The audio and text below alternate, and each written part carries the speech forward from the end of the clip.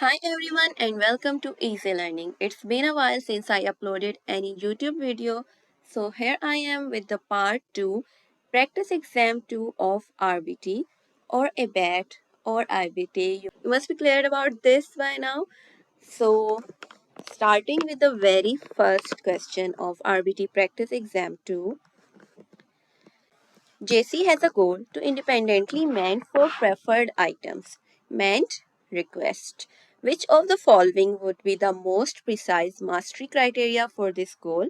So basically most of the ABA goals, the mastery criteria is to have 80% independent across 3 consecutive sessions.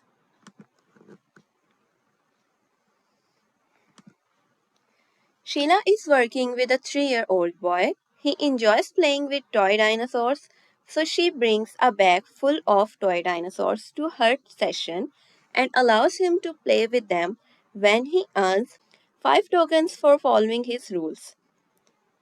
Toy dinosaurs would be a. So the toy dinosaurs are conditioned because that will be given when he earns 5 tokens for following the rules.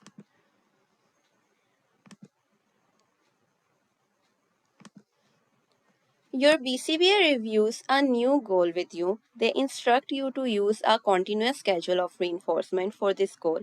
What does this mean? So basically, continuous schedule of reinforcement means that you have to reinforce every occurrence, every response of the behavior.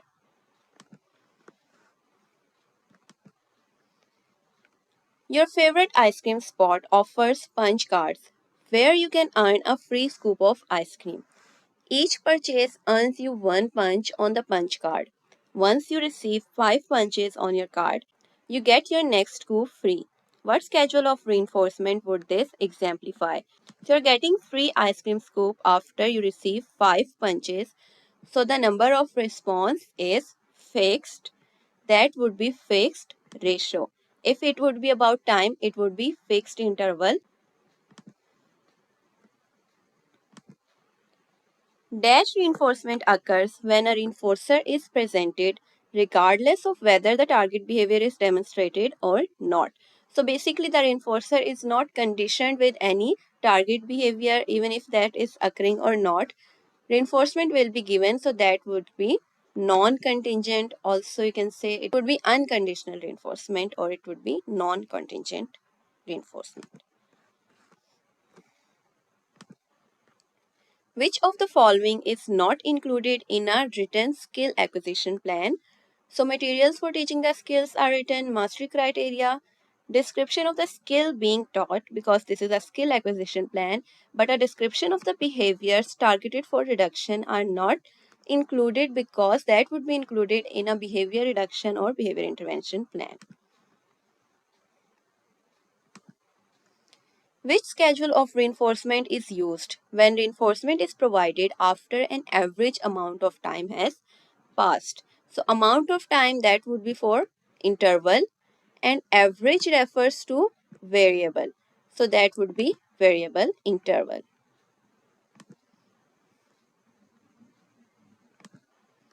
You are running discrete trial teaching to teach your learner a new skill of identifying emotions exhibited on 2D picture cards. You hold up a picture card of a girl smiling and ask, how does she feel? At what point would you prompt the correct response? So for the correct response, you have to prompt before the learner responds, obviously. What type of reinforcers get their reinforcing value by being paired with other reinforcers? So they are being paired, so they are conditioned. Mika is teaching her client to mend using PECs. Because her client is highly motivated for Cheez-It crackers, she uses these to teach the contingency of exchanging the picture icon to receive the crackers. Cheez-It crackers fall under which type of reinforcer? It would be primary reinforcer because it is related to food. Dash teaching occurs in a learner's natural environment using naturally occurring learning opportunities. That would be incidental teaching, also known as natural environment teaching. Which type of chaining procedure consists of prompting each step until the final step, which the learner then completes independently?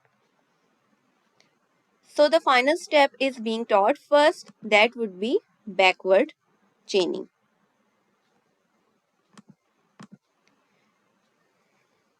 You can achieve stimulus control through the process of discrimination training because that helps to identify on which stimulus you will be getting reinforced. That helps to basically discriminate, and that's why you can achieve stimulus control. Dana is teaching her client Joy to receptively identify body parts on himself. She provides the ST, touch your head. When Joy touches his head, she delivers verbal praise and a high five. When given this instruction and Joy touches his nose, she does not deliver praise or a high five. Dana is conducting. Again, this would be discrimination training because the reinforcement is given on particular response.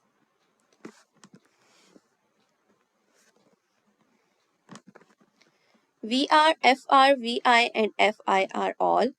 So that is variable ratio, fixed ratio, variable interval, and fixed interval. These are all types of intermittent schedules of reinforcement.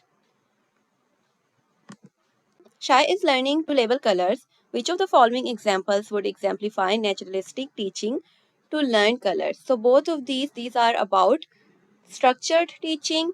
So that won't be naturalistic example, but while playing with Legos in the playroom, they built a Lego tower and the RBT asked Shai to label the color of some of the Legos. This would be an example of naturalistic teaching. When teaching your client to match 2D identical pictures, you start by providing a hand-over-hand prompt so they are successful. After a few sessions of this, you fade your prompt to partial physical, then to gestural, until your client is successful matching pictures without any prompting. By fading your prompt, you are transferring stimulus control.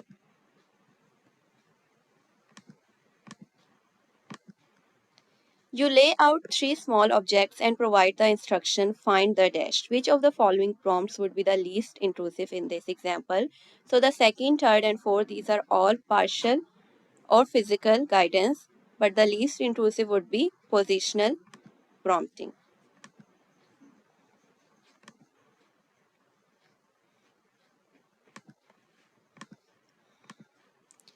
Your BCBA asks you to create a task analysis for tying shoes. What does this mean? So whenever you are creating a task analysis, you are supposed to break down the task and divide it into steps.